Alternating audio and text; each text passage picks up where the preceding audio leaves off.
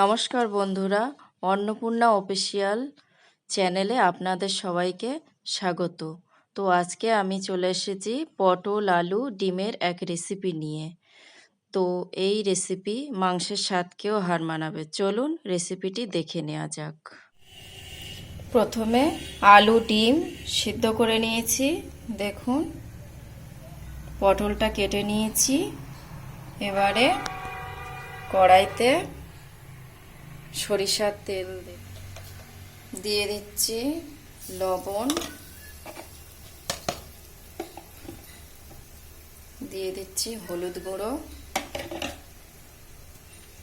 এবারে দিয়ে দিচ্ছি ডিম দিয়ে ভেজে নেব।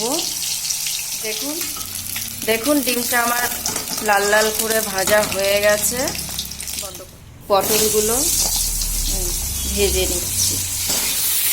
দেখুন বন্ধুরা, পটলটা আমার ভাজা হয়ে গেছে। এবার আমি এটিকে তুলে নেব। সরিষার তেল দিয়ে দিচ্ছি, তেজপাতা দিয়ে দিচ্ছি, 5 ফোড়ন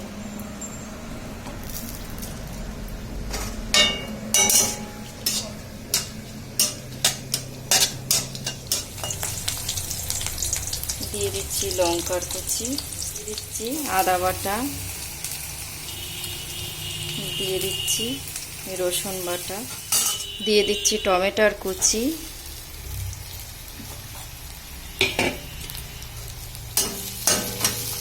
সিদ্ধ করে রাখা আলুগুলো দিয়ে দিচ্ছি, পরিমাণ মতন লবণ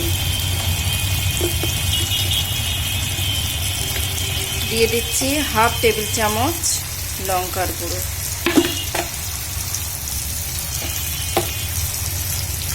দিয়ে দিচ্ছি, 1/2 চামচ হলুদ গুঁড়ো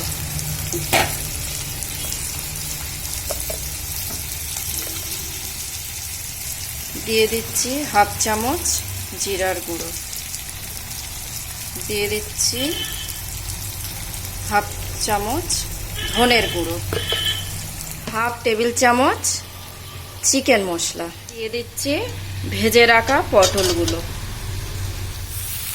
দেখুন বন্ধুরা, সব উপকরণগুলো আমার ভালোভাবে কষানো হয়ে গেছে।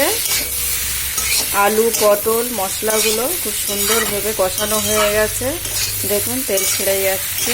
দেখুন, এবারে আমি এর মধ্যে দিয়ে দেব জল।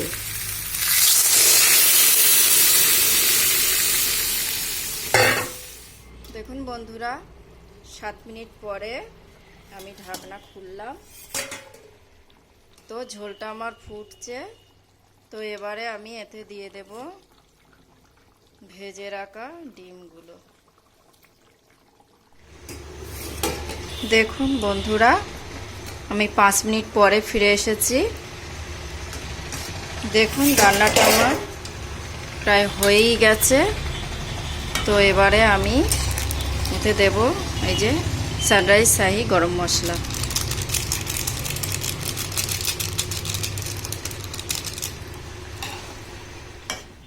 আলু পটল ডিমের এই রেসিপিটি রান্না করলে বাড়ির সবাই আঙুল চেটে পুটে খাবে।